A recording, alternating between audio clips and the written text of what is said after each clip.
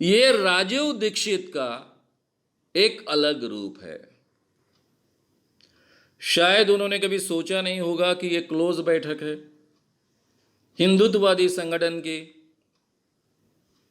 अलग अलग साधुओं की, कीर्तनकारों की। ये क्लोज बैठक है, कुछ ही लोगों के लिए मर्यादित बैठक है। यहां की बात सार्वजनिक हो जाए और कल जाकर ये सब तक पहुंचे, इसके बारे में शायद उनको जानकारी नहीं थी। यानी जब वो जहां बोलते हैं वहां का माहौल देखकर बोलते हैं। गांधीवादी लोगों में जाएंगे तो इस ढंग से बोलेंगे कि मैं खुद गांधीवादी हूं। अभी ये हिंदुत्ववादी लोगों में है तो खुद इस ढंग से बोलेंगे कि मैं हिंदुत्ववादी हूं। यहां पर यह बात शायद सबको पता नहीं चलेगी, ऐसा उनको लगा होगा, और इसलिए उनका जो सही रूप है, जिसको मैं कहता हूं हिटलरी फैसिस्ट रूप, ये बाहर आया, पूरी तरह से बाहर आया। मैं ये क्यों कह रहा हूं, इसके लिए मैं आपके सामने उदाहरण दे रहा हूं। आगे वे कहते हैं उनके स्टेटमेंट में, हर मंदिर के बाहर पुलिस खड़ी होगी, आप मंदिर आए और प्रसाद लिया, वो अंधश्रद्धा है, जेल में डाला जाएगा। कानून की परिभाषा इतनी खतरनाक है कि मंदिर में आकर प्रसाद खाना भी अपराध है। यह कानून भारत में आए, इसके लिए अमेरिका का आदेश है। ये इनके स्टेटमेंट्स है भाषण में। प्रसाद लेना ये कैसे क्या कानूनन अपराध हो सकता है? मैंने आपको पहले ही कहा कि मैंने 2005 तक के सभी पेपर्स पढ़े हैं मंत्रालय के। एक भी पेपर में इस कानून में कहीं भिक्षा मांगना किसी साधु ने कानूनन अपराध तय नहीं किया। प्रसाद खाना, तीर्थ पीना, ये कानूनन अपराध नहीं किया, बनाया, ऐसा कोई प्रावधान रखने की कोशिश भी नहीं की है और कोई कोशिश कर भी नहीं सकता है। क्यों नहीं कर सकता है? एक तो अखिल भारतीय अंधश्रद्धा निर्मूलन समिति हो, चाहे फिर बाद में डॉक्टर नरेंद्र दाभोलकर जी ने जो महाराष्ट्र अंधश्रद्धा निर्मूलन समिति नाम लिया, वो भगवान के खिलाफ और धर्म के खिलाफ बात नहीं करते। दूसरा जो सरकार है, देशमुख सरकार, विलासराव देशमुख बहुत धार्मिक व्यक्ति थे, कई बाबाओं के भक्त थे, इसलिए उनकी मजाक भी उड़ाई जाती थी। और इससे भी ज्यादा महत्व की बात, इंडियन कॉन्स्टिट्यूशन, जिसके आधार पर सरकार चलती है और जिसके आधार पर कानून बनाना होता है। फंडामेंटल राइट में 25 से 28 आर्टिकल तक, आर्टिकल नंबर 25, 26, 27, 28, इसमें फ्रीडम ऑफ रिलीजन गारंटेड किया गया है। Every citizen of India has a right to practice and promote their religion peacefully. हर भारतीय नागरिक को यह अधिकार है कि वो अपना धर्म प्रैक्टिस करे, अमल में लाए, उसको प्रोपोगेट करे, उसका प्रचार प्रसार करे शांति से, subject to public order, morality and health. केवल इसमें अगर पब्लिक ऑर्डर का प्रॉब्लम होगा, मॉरलिटी का प्रॉब्लम होगा, हेल्थ का प्रॉब्लम होगा, तो उतना ही एक विषय इसमें है। बाकी पीसफुली आप अपने धर्म का पालन कर सकते हो और उसका प्रचार प्रसार कर सकते हो। ये फंडामेंटल राइट में होने के कारण कोई भी सरकार इसके खिलाफ कानून नहीं बना सकती। न महाराष्ट्र सरकार बना सकती है, न केंद्र सरकार बना सकती है।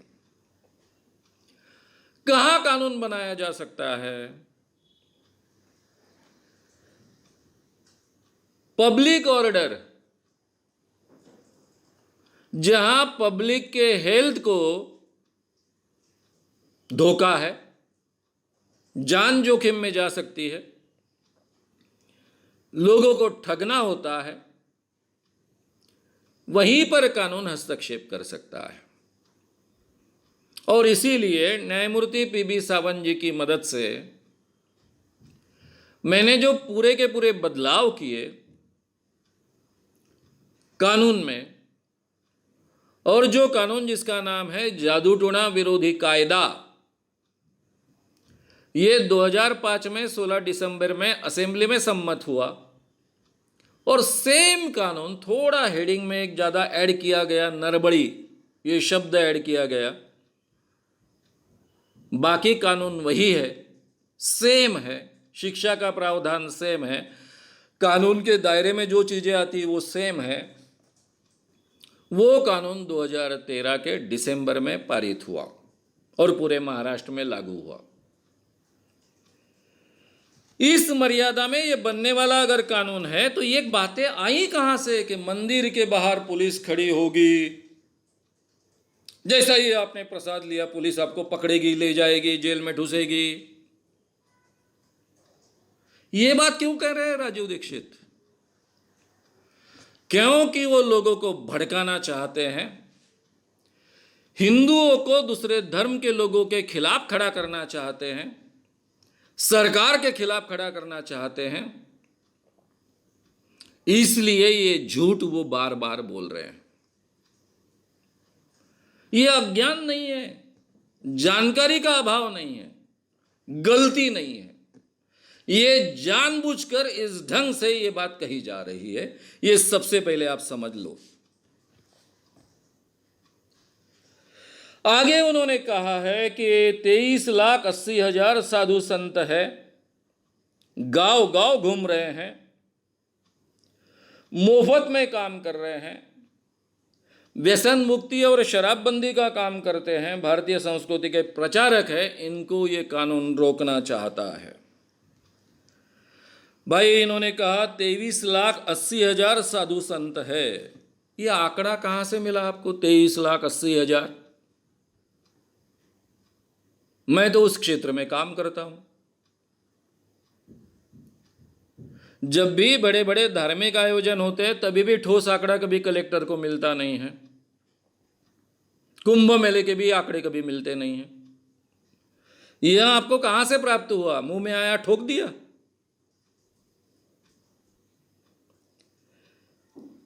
भाई ये सब बाबा लोग केवल प्रचार करते हैं धर्म का, तो मेरे काम की जरूरत ही क्या होती है अंधश्रद्धा निर्मूलन समिति की? आज तक हमने हजारों से ज्यादा बड़े पैमाने पर बाबाओं को एक्सपोज किया है। अब बड़े बड़े कुछ नाम मैं लूंगा, जैसे आसाराम बापू है, उनका बेटा नारायण साई है, सत्य साई बाबा है, कृपालु महाराज है, सुंदरदास महाराज है, राम रहीम है, सदाचारी साई बाबा है, नित्यानंद बाबा है। और गांव गांव जो सोना दुगना करना आश्वासन देकर लोगों को ठगने वाले भी साधु हैं। तो ये जो धर्म का प्रचार करने वाले साधु है उनके खिलाफ कोई कानून नहीं है, अंधश्रद्धा निर्मूलन समिति कोई ऐसा प्रावधान नहीं है। ये जो ठगने वाले लोग हैं, स्त्रियों का शोषण करने वाले लोग हैं, उनके खिलाफ ये कानून है। ये कानून के प्रावधान क्या है, उसकी बारीकियां क्या है, सब मैं आपके सामने रखने वाला हूं। लेकिन ये दोनों प्रोग्राम के बाद में जहां आवश्यकता होगी वहां पर मैं डेफिनेटली कानून के कुछ प्रावधानों का आपके सामने उल्लेख करते जाऊंगा। अब राजीव जी ने कहा है कि अमेरिका का आदेश है कि ये कानून लाओ।